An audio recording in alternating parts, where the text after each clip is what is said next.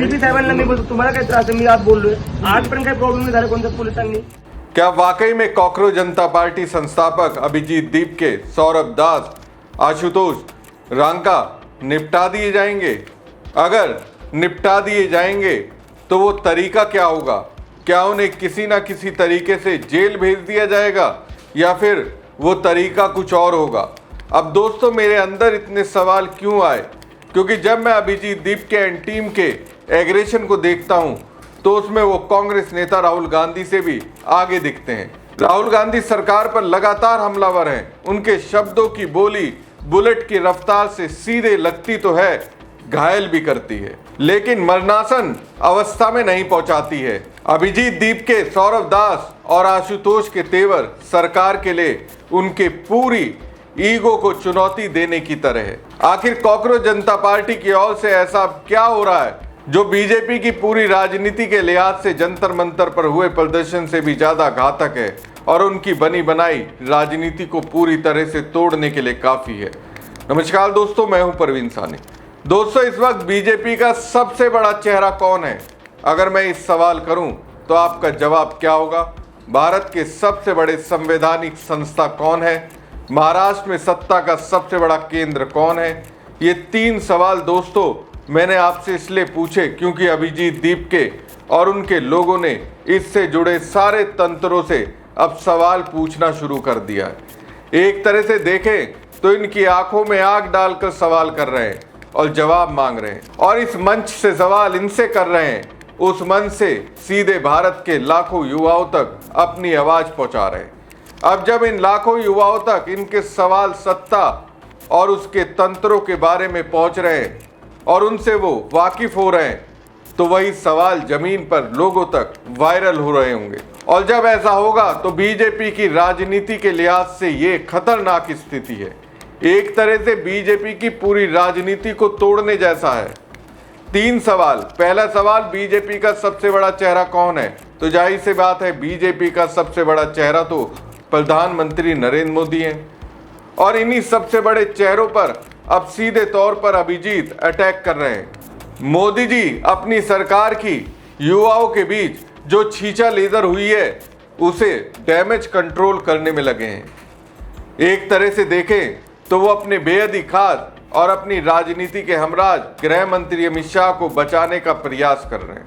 अमित शाह के लिए वो इंस्टाग्राम पर आए ताकि युवाओं के गुस्से को शांत किया जा सके, लेकिन अभिजीत क्या कर रहे हैं?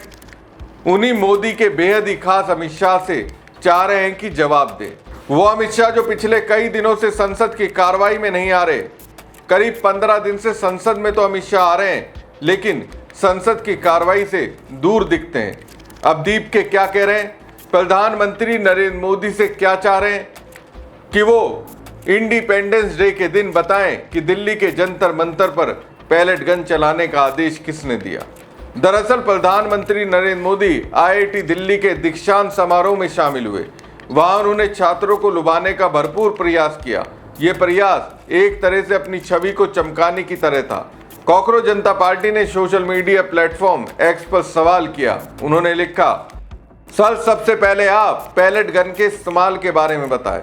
इसका आदेश किसने दिया? हर कोई ये जानना चाहता है। अब दोस्तों, अभिजीत की ये मांग चिऊटी काटने जैसी नहीं है, ये बीजेपी की राजनीति का खून निकालने की जैसी है। इससे पहले भी एक्स पर पोस्ट करते हुए अभिजीत ने सीधे मांग पीएम मोदी से की थी। उन्होंने लिखा था, इस स्वतंत्रता दिवस पर हम चाहते हैं कि प्रधानमंत्री देश के युवाओं को संबोधित करें।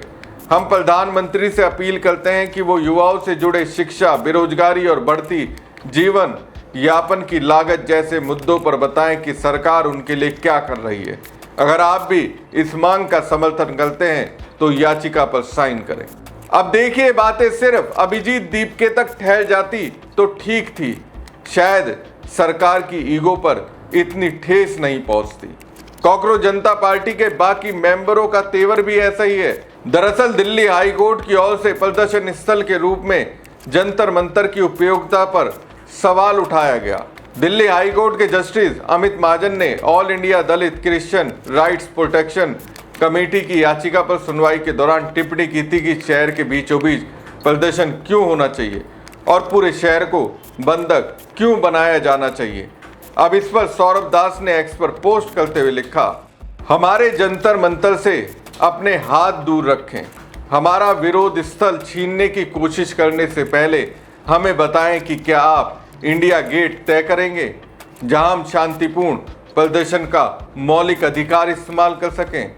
आपने इंडिया गेट छीन लिया, हम अपना जंतर मंतर छीने जाने को कतई बर्दाश्त नहीं करेंगे। दीप के और सौरभ दास के ये सवाल रियल हैं और ये सीधे सीधे हमारे और आपके अधिकारों से जुड़े हैं। लेकिन दोस्तों, दिक्कत सरकार को इस बात से हो सकती है, जो व्यवस्था पहले से चली आ रही थी उस पर कॉकरोच जनता पार्टी वालों की ओर से सीधे तौर पर सवाल उठाए जा रहे हैं। अब ये सवाल ऐसे हैं, बीजेपी की राजनीति के लिहाज से तो अच्छे नहीं है।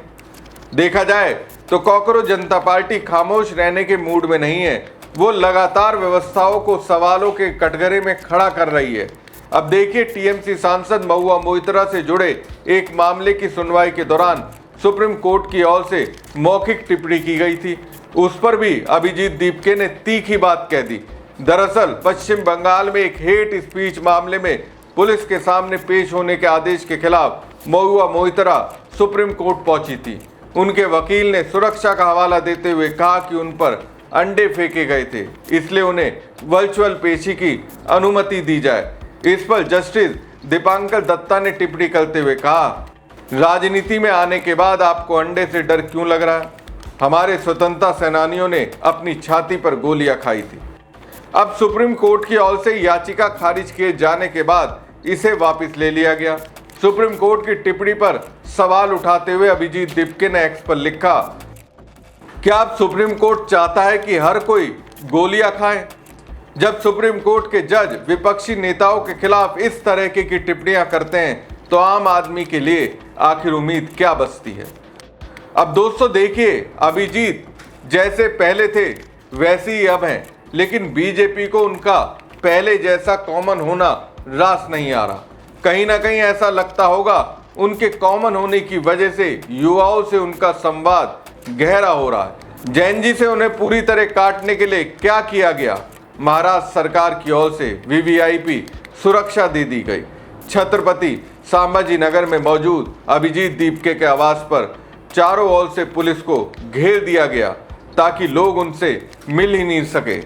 तर्क दिया गया, 30 साल के अभिजीत को मिली धमकियों और जुटने वाली भीड़ को देखते हुए पुलिस सुरक्षा दी गई थी। सीपी साहेबांना मी बोलतो, तुम्हाला काय त्रास आहे? मी आज बोललोय, आजपर्यंत काही प्रॉब्लेम नाही झाला कोणत्या पोलिसांनी, आणि मी आज तुम्हाला पहिल्यांदा बघतो. कोणत्या डिपार्टमेंटचे तुम्ही? एक मिनिट, कोणत्या डिपार्टमेंटचे? डिपार्टमेंट विचारलं. पोलीस स्टेशन कोणतं आहे तुमचं? डेजिग्नेशन काय तुमची? पीएसआय. नाव तुमचं? नाव लिहून घे संदीप, नाव लिहून घे. तुम्ही नाही सांगणार मी कोणाला भेटणार, कोणाला मी ठरवणार ते. लोक मला भेटायला येतात आणि मी ज्यांना आज बोलतो ते येते. तुम्ही कोणी ठरवणार आहे? तुम्हाला आज मी पहिल्यांदा बघतोय सर इथं, त्याला तुम्हाला मी पहिल्यांदा भेटतोय. तुम्ही नाही ठरवणार आज कोण येते. लोक मला भेटायला येतात. प्लीज तुम्ही बाहेर जा सर, तुम्ही बाहेर जा. I don't want you inside my house. तुम्ही बाहेर जा. आणि असं चालणार नाही. मला जे लोक भेटायला येतात त्यांना असं बोललेलं मला आवडणार नाही. प्लीज. आपले सर कुठे दुसरे? ठीक आहे, बोलायची पद्धत झाली. सोशल मीडिया पर वायरल वीडियो में अभिजीत पीएसआई सुरेश से कहते नजर आ रहे हैं, जब मैं लोगों को अपने घर आने के लिए कह रहा हूं तो आपको उन्हें रोकने में क्या समस्या है? आप दिल्ली पुलिस की तरह व्यवहार क्यों कर रहे हैं? आप मुझे ये नहीं बताएंगे कि मुझे किससे मिलना चाहिए और किससे नहीं? आप कृपया बाहर जाइए, मुझे अपने घर में आपकी जरूरत नहीं है। तो दोस्तों, सवाल ये नहीं है कि कॉकरोच जनता पार्टी के लोग कितने आक्रामक हैं, सवाल यह है कि क्या सत्ता को उनसे सवाल सुनने की आदत है या नहीं। क्योंकि जंतर मंतर से उठी आवाज अब सोशल मीडिया के रास्ते लाखों युवाओं तक पहुंच रही है। मोदी से सवाल हो रहा है, अमित शाह से जवाब मांगा जा रहा है, अदालत की टिप्पणियों पर भी सवाल खड़े किए जा रहे हैं। और यही बात शायद सबसे ज़्यादा बेचैन करने वाली है, क्योंकि सरकारें प्रदर्शन को रोक सकती हैं, रास्ते बंद कर सकती हैं, बैरिकेड लगा सकती है, सुरक्षा का घेरा बढ़ा सकती हैं, लेकिन अगर सवाल लोगों के दिमाग में पहुंच गया तो फिर उसे रोकने का बैरिकेड कौन लगाएगा? अब देखना सिर्फ इतना है कि कॉकरोच जनता पार्टी और उसके इन चेहरों के सवाल आगे कहां तक जाते हैं और सत्ता इन सवालों का जवाब देती है या फिर सवाल पूछने वालों के सामने कोई नया रास्ता खड़ा कर दिया जाता है। हमारी खबर आपको कैसी लगी कमेंट बॉक्स में कमेंट करके जरूर बताएं।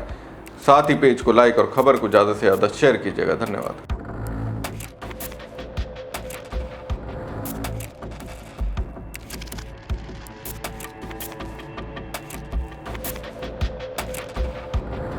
सीपी साहेबांना मी बोलतो तुम्हाला काय त्रास आहे, मी आज बोललोय, आजपर्यंत काही प्रॉब्लेम नाही झाला कोणत्याच पोलिसांनी.